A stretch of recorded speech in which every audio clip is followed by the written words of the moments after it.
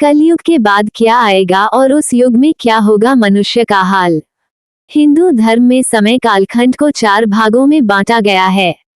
सतयुग, त्रेता युग, द्वापर युग और कलियुग। अभी हम लोग कलयुग में जी रहे हैं, यानी कि एक ऐसा युग जिसमें मनुष्य जाति का मन असंतोष से भरा है। सभी मानसिक रूप से दुखी है और धर्म का केवल 1/4 आशिक ही रह गया है। चारों ओर अहंकार, आतंक और केवल लालच दिखाई देता है। क्या आपने कभी यह सोचा है कि इस श्रापित युग का अंत कब होगा, या फिर यह कि कलयुग के बाद का युग कैसा होगा?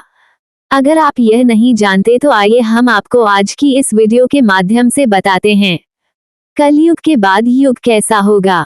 धार्मिक ग्रंथों के अनुसार युगों के परिवर्तन का ये 22वां चरण चल रहा है।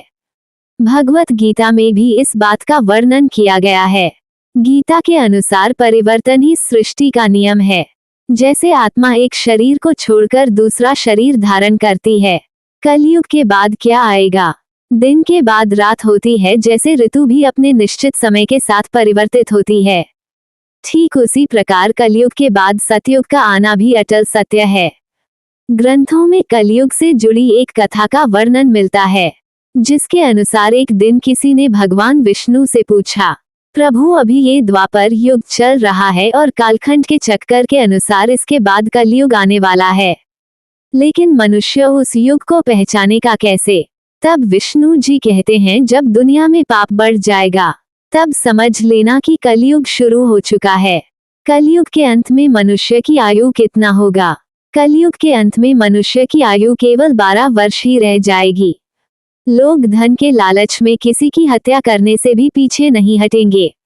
अभी जिनके केश को स्त्रियों का आभूषण समझा जाता है, उसी को स्त्रियां कटवाना शुरू कर देगी। इसके बाद सभी स्त्री पुरुष सुंदर दिखने के लिए अपने बालों को रंगना शुरू कर देंगे।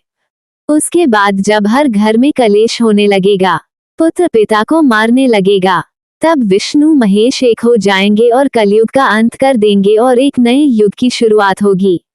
सतयुग कैसा होगा? जहां फिर से धर्म का बोलबाला होगा, चारों ओर बस प्रेम ही प्रेम होगा। लोग पूजन, कर्मकांड आदि में विश्वास करेंगे। सतयुग के मनुष्य अपने तपोबल से देवी देवताओं से बात कर सकेंगे। आत्मा का परमात्मा के मिलन से सुखी होगी, अर्थात साथियों को इस सृष्टि का स्वर्ण युग कहा जाएगा।